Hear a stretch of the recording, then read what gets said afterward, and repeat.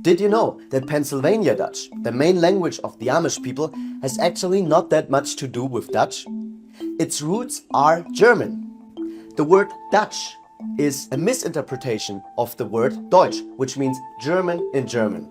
When I, as a German, found out about that, I wanted to see if I can speak to the Amish people and actually understand them. Why I met up with someone who speaks Pennsylvania Dutch. Guten Tag, ich bin der Doug Madenford aus Pennsylvania und ich bin ein Pennsylvanisch Deutschschwätzer und ein Pennsylvanisch Deutscher. So tell us about Pennsylvania Dutch. What is that? Pennsylvania Dutch is a language that evolved here in the United States in colonial America as these large waves of German immigrants that were coming from that southwestern region of Germany, predominantly the Pfalz, the Palatinate, and the Rhine River Valley, Hessen, Baden-Württemberg, the Odenwald, even parts as far as Saarland and into eastern France and northern Switzerland, as those immigrant groups came to Pennsylvania. So all these dialects in Germany that were all spoken in that region in the early 1700s, late 1600s, when they got here, they melded. And then, of course, we came into contact with English speakers, being Pennsylvania was under English control, of course. So there is definitely English influence in our language, and we have been able to maintain this language, which is unique that a European ethnic group was able to maintain a language for 300 years in America. Can you talk about where in the US or in the world, where do people speak Pennsylvania Dutch? So Pennsylvania Dutch gets its start in the southeastern corner of Pennsylvania. You will find what we consider Pennsylvania Dutch country. The counties of Montgomery, Bucks, Berks, Lancaster, Lebanon, Lehigh, Carbon. And that's where still the majority of our population still exists in that southeast corner of Pennsylvania. However, the language did migrate. You can find Pennsylvania Dutch spoken in Ohio, Indiana, Wisconsin, Ontario, and other states in the Midwest as well. Wherever the Amish and the Mennonite population moved to, they took the language with them.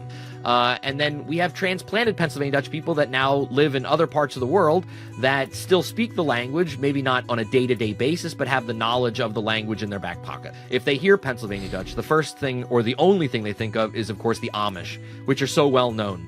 And they do speak Pennsylvania Dutch. We can say that the Amish, all Amish are Pennsylvania Dutch, but not all Pennsylvania Dutch are Amish. All right, I think the moment is here now where I definitely want to hear Pennsylvania Dutch, and I want to figure out if I, as a German, can understand you. Maybe we can just from now on switch to Pennsylvania Dutch. Okay, ja. Ich bin ein Schulmeister für Deutsch und auch für Geschichte. Und alle Tag muss ich auf mein Wasserfresser schaffen. Okay. I would say you said I'm a teacher for German and what did you say for the Geschichte?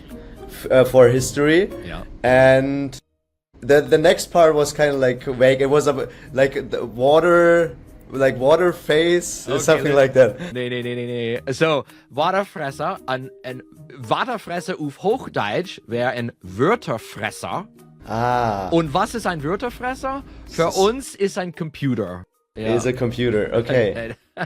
I think I understood like 90% of it. Yeah. When you talk to other Germans about it, how much do they usually understand what you're saying? It all depends where I am in Germany. If a Pennsylvania Dutch person speaker travels to that area where we came from, the Palatinate, especially the southern part of the Pfalz, and we speak Pennsylvania Dutch because I've done this multiple times, those people have no trouble understanding us.